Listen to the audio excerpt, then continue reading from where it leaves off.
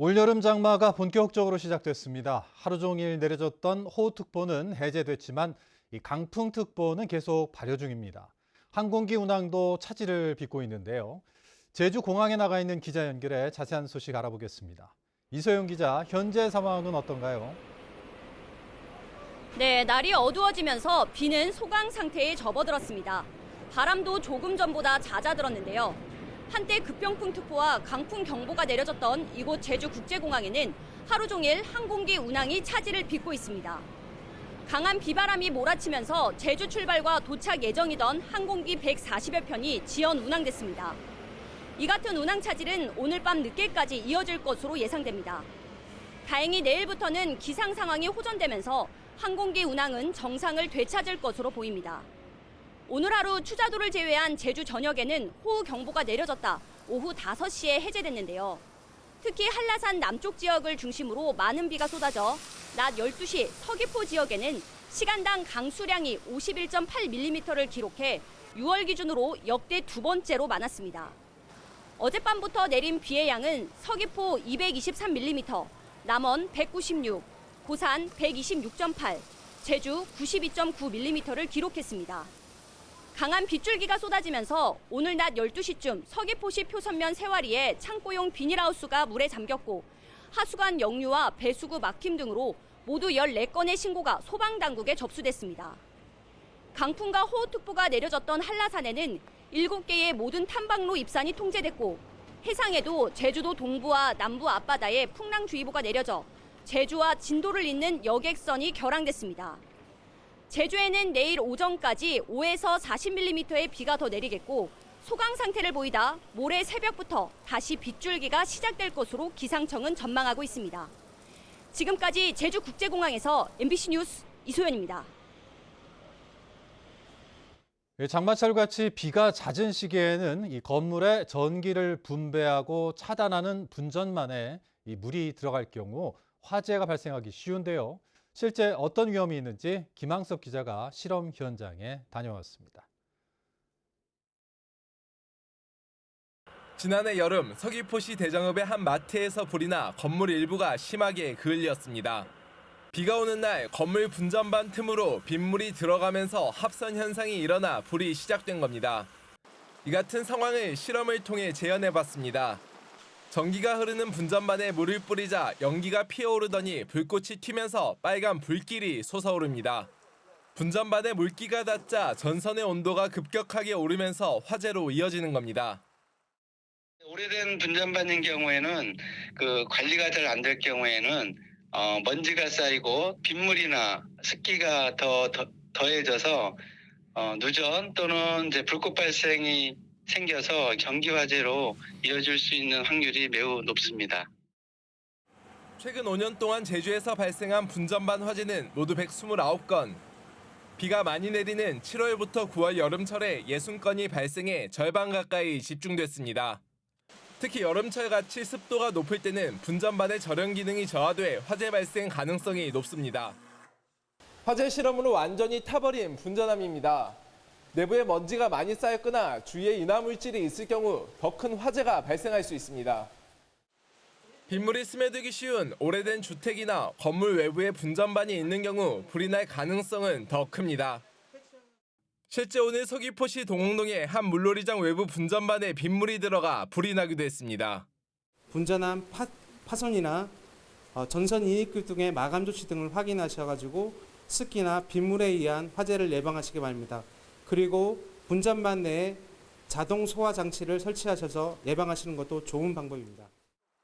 비가 수시로 내리는 장마철, 분전반이 적거나 습기가 차지 않도록 지속적인 점검과 관심만이 큰 화재를 막을 수 있습니다. MBC 뉴스 김항섭입니다. 장마가 본격화된 가운데 농작물 관리에 주의가 필요합니다. 제주도 농업기술원은 장마철 노지감귤의 경우 검은점 무늬병이, 밭작물은 흰 가루병과 역병 등의 피해가 우려된다고 밝혔습니다. 이에 따라 노지감귤은 누적 강수량이 200mm 이상일 경우 비가 그친 뒤 48시간 이내에 방제해야 하고, 비닐하우스는 정전 피해를 예방하기 위해 누전 차단기와 비상발전기가 잘 작동하는지 미리 점검할 것을 당부했습니다. 오영훈 제주도지사의 중국 백통신원 리조트 비공개 방문과 특혜 의혹을 놓고 도의회에서도 논란이 일었습니다. 오영훈 지사의 해명과 사업계획 변경 승인 과정을 두고 공방이 벌어졌습니다. 조인호 기자입니다.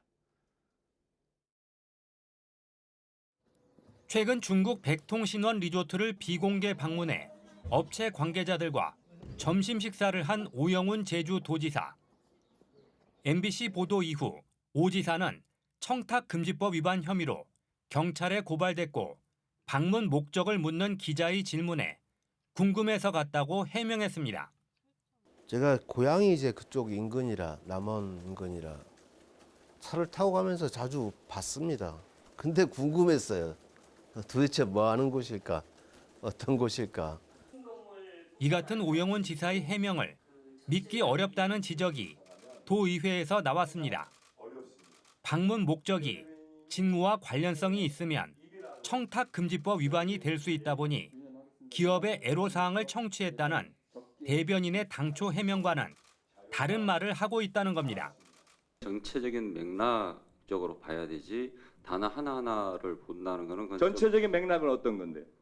전체적인 맥락은 크게 의미를 부여하지 않았다. 기업가의 애로사항을 듣는 자리다. 크게 의미를 부여하지 않았고 변호인한테 무슨 자문을 받아서 그런 얘기를 했는지 모르겠는데 지나가는 사람 10중에 9명이 물어보면 이게 맞는 해명인지 이게 적정한 해명인지. 오영훈 지사가 2022년 12월 백통신원의 투자 금액을 1,400억 원 줄이는 사업계획 변경을 승인한 것을 놓고도 논란이 일었습니다. 오 지사님이 취임하시고 5개월 만에 사업계획 변경을 승인을 해준 거는 맞지 않습니까? 백통신원이 나머지 땅을 소유한 그 땅이 땅 장사를 할 수 있게끔 도회가 만들어준 거 아니냐 이거죠. 이 변경 승인의 전제인 개발사업심의위원회의 의결은 21년 8월에 이루어진 거는 의원님 더 잘 아실 거고요. 도지사가 개발사업심의위원회의 의견을 무조건 따라야 하냐는 지적에 대해 제주도는 위원회의 의결 사항을 뒤집으면 100% 소송으로 가서 배겨낼 방법이 없다고 주장했습니다. MBC 뉴스 조인호입니다. 제주도교육청이 부교육감을 한 명 더 늘리는 내용의 조직 개편안을 입법 예고했습니다. 교육 현장의 목소리와는 동떨어진 정치적 개편이라는 비판도 나오고 있어 도의회 결정에 관심이 모아지고 있습니다. 이따금 기자가 보도합니다. 김광수 교육감 취임 이후 세 번째로 추진하고 있는 조직 개편. 기존 부교육감은 행정부교육감으로 이름을 바꾸고 제2부교육감인 정무부교육감을 신설하는 내용이 담겨 논란이 되고 있습니다. 제주도 교육청은 최근 유보통합과 늘봄학교 등 정책과제가 늘어나고 있다며 대외 협력을 중점으로 담당할 정무부교육감 신설이 필요하다는 입장입니다. 또 이번 개편안에는 학교 내 불법 촬영 등 학내 문제에 신속히 대응하고 학생 정서 회복 지원을 강화하기 위한 정서 회복과 재편도 포함됐다고 밝혔습니다. 지난 23년 조직 개편 이후 발생했던 사안 처리 과정에서 교육청 각 부서에서 학생과 교원 그리고 학부모와의 유기적 협력이 어려웠다는 것을 확인을 해서 학교 현장을 효율적으로 지원하기 위해 조직 진단 및 조직 개편을 추진하게 되었습니다. 그러나 교원단체들을 중심으로 이번 개편안이 졸속으로 추진됐다며 반발하고 있습니다. 특히 정무부교육감 신설이 교육감 재선 행보를 위한 정치적 개편이 아니냐는 주장도 나옵니다. 정무부교육감이 그냥 인원 한 명 늘리는 문제가 아니라 의전이나 시설 여러 가지가 필요하기 때문에 예산이 굉장히 많이 드는 사업이거든요. 그러면 이게 충분히 납득할 만큼 이게 필요하다라는 게 저희 설명이 돼야 되는데 교육 현장의 목소리보다 조직의 효율성을 위한 개편이라는 비판도 제기됩니다. 지금 조직의 효율화가 더 급한 것인가? 학교를 더욱 지원하기 위한 조직 개편이 급한 것인가? 라는 판단의 부분에서는 좀 아쉽다 이런 생각을 갖고 있습니다. 전국에 부교육감을 2명 두고 있는 교육청은 관련법에 따라 경기도교육청이 유일합니다. 제주도교육청은 제주특별법 특례를 활용해 예외적으로 부교육감을 늘리겠다는 입장입니다. 이번 조직 개편안은 다음 달 도의회 임시회에 제출될 예정이어서 논의 과정에 관심이 모아집니다. MBC 뉴스 이따금입니다. 제주도가 내년 아시아태평양 경제협력체 에이펙 정상회의 유치 경쟁에서 탈락했습니다. 외교부 에이펙 정상회의 개최도시 선정위원회는 경주와 인천, 제주 등 3개 후보도시 가운데 경주가 최적의 후보도시라고 다수결로 결정해 경주를 개최도시로 준비위원회에 건의하기로 했습니다. 제주와 인천에서는 장관회의와 고위관리회의 등을 분산 개최하는 방안도 건의하기로 했습니다. 이에 따라 제주도는 2005년 부산 에이펙 정상회의 이후 20년 만에 유치 경쟁에서 또다시 탈락했습니다.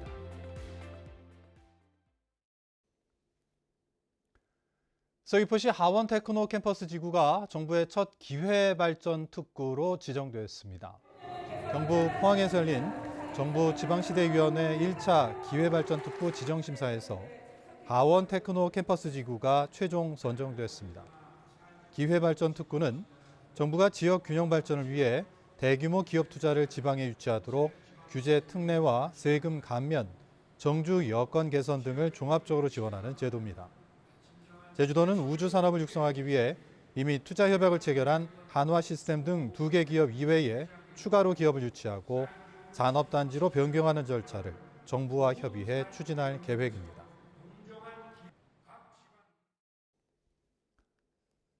제주 들불축제가 내년부터 블로키 행사를 제외하고 새롭게 열립니다. 강병삼 제주시장은 기자회견을 열고 시민기획단의 의견과 전국 공모 결과를 바탕으로 생태 가치를 높이는 내용을 담은 내년 들불축제 기본 계획을 마련해 시행하겠다고 밝혔습니다. 이에 따라 오름 블로키를 폐지하는 대신 빛과 조명으로 새별 오름 블로키를 형상화하고 소규모 달집 태우기를 통해 축제의 정체성을 이어나갈 계획입니다. 하지만 애월읍 일부 주민들이 기존 들불축제 방식을 유지하는 조례안을 주민 발의로 마련해 지난달 도의회에 제출한 상황이어서 논란이 예상됩니다. 4년 전 도의회에서 부결된 대정 해상풍력발전 사업이 재추진되는 과정에서 금품 회유 의혹이 제기돼 논란이 예상됩니다. 핫핑크 돌핀스는 성명을 내고 대정 해상풍력발전 사업자가 최근 대정읍 동일리 주민을 대상으로 설명회를 진행하면서 주민들에게 개별 보상금 지급을 약속하는 각서를 쓰는 등 돈으로 회유하고 있다며 사업 철회를 촉구했습니다. 하지만 사업자 측은 제주에너지공사의 지원 규정을 준용해 마을에 지급할 총 지원금을 세대별로 나눴을 때의 금액을 제시한 것이라며 금품 회유가 아니라고 밝혔습니다. 제주도지사를 지낸 원희룡 전 국토교통부 장관이 국민의힘 대표 경선에 출마하겠다고 밝혔습니다.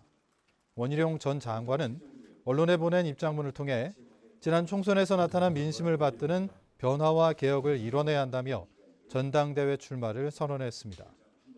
다음 달 23일 열리는 국민의힘 전당대회에는 한동훈 전 비대위원장과 나경원 의원 등이 출마할 것으로 보여 치열한 경쟁이 예상됩니다.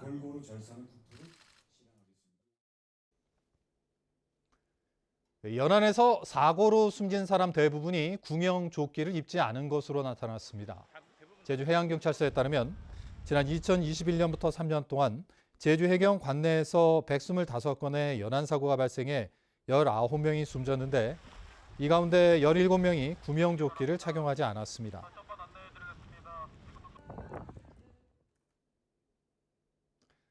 뉴스데스크 제주 마칩니다. 시청해주신 여러분 고맙습니다.